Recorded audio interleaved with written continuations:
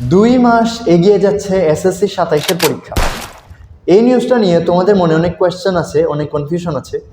যেমন তোমাদের মনে একটা কনফিউশন হচ্ছে এরকম যে এই নিউজটা আদৌ সত্য কোনো নিউজ কিনা, এবং আরেকটা কনফিউশন হচ্ছে যে এটা আসলে 2 মাস এগিয়ে যাচ্ছে নাকি 9 মাস পিছিয়ে যাচ্ছে, মানে পরীক্ষাটা কি 2026 সালেই হবে নাকি 2027 সালে হবে। তো দুইটার আনসার হচ্ছে, দেখো প্রথম কনফিউশন হচ্ছে এটা সত্য কিনা, আনসার হচ্ছে অবশ্যই সত্য। এটা দ্য ডেইলি ক্যাম্পাস এবং দৈনিক শিক্ষা অলরেডি এটা নিয়ে নিউজ করেছে। তবে এখানে একটা ক্লিয়ারিফিকেশন হচ্ছে এরকম যে তোমাদের এই যে ডিসিশনটা তোমাদের ব্যাচটা নিয়ে, তোমাদের পরীক্ষাটা নিয়ে, এই সিদ্ধান্তটা কিন্তু প্রাথমিক একটা সিদ্ধান্ত হয়েছে, মানে এটা এখনো ফাইনাল না। তবে আশা করা যায় এরকমই, মানে সিমিলারই একটা ডিসিশন ফাইনাল হতে যাচ্ছে, হয়তো বা অ্যাজ ইট ইজ এটাই ফাইনাল হবে।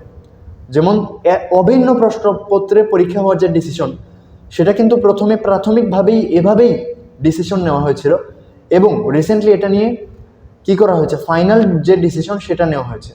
এবং অ্যাজ ইট ইজ অলমোস্ট যেভাবে প্রাথমিক সিদ্ধান্ত নেওয়া হয়েছিল সেভাবেই ফাইনাল সিদ্ধান্তটা হয়েছে।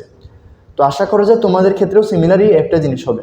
তো প্রথম কথা হচ্ছে এটা সত্য, দ্বিতীয় কথা হচ্ছে এটা প্রাইমারি ডিসিশন, ফাইনাল না। আশা করা যায় এরকম একটা ডিসিশন ফাইনাল হবে। এবং আরেকটা কথা হচ্ছে যে এটা আদৌ কি 2 মাস এগিয়ে যাচ্ছে নাকি 9 মাস পিছিয়ে যাচ্ছে, অর্থাৎ পরীক্ষাটা কি 26 সালে হবে নাকি 27 সালে হবে। আনসার হচ্ছে দৈনিক শিক্ষা যে নিউজটা করেছে সেখানে বলা হয়েছে আগামী বছরের ডিসেম্বরে এই পরীক্ষাটা হতে যাচ্ছে। তবে এরকমটা হওয়ার কথা না, হয়তোবা তারা টাইপিং মিস্টেক করেছে, হয়তোবা।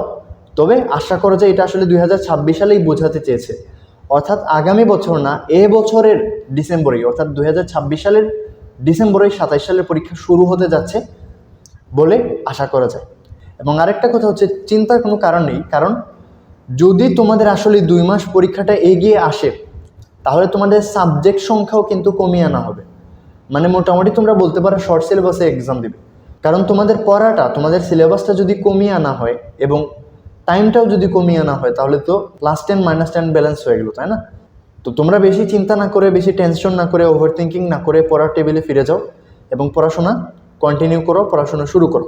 আশা করা যায় তুমি যদি স্মার্টলি হার্ডওয়ার্ক করো, যদি তুমি পরিশ্রম করো, তাহলে তুমি আশা করা যায় তোমার যে ডিজায়ার্ড রেজাল্ট, তোমার যে ডিজার্ভিং রেজাল্ট, সেটাই তুমি পাবে।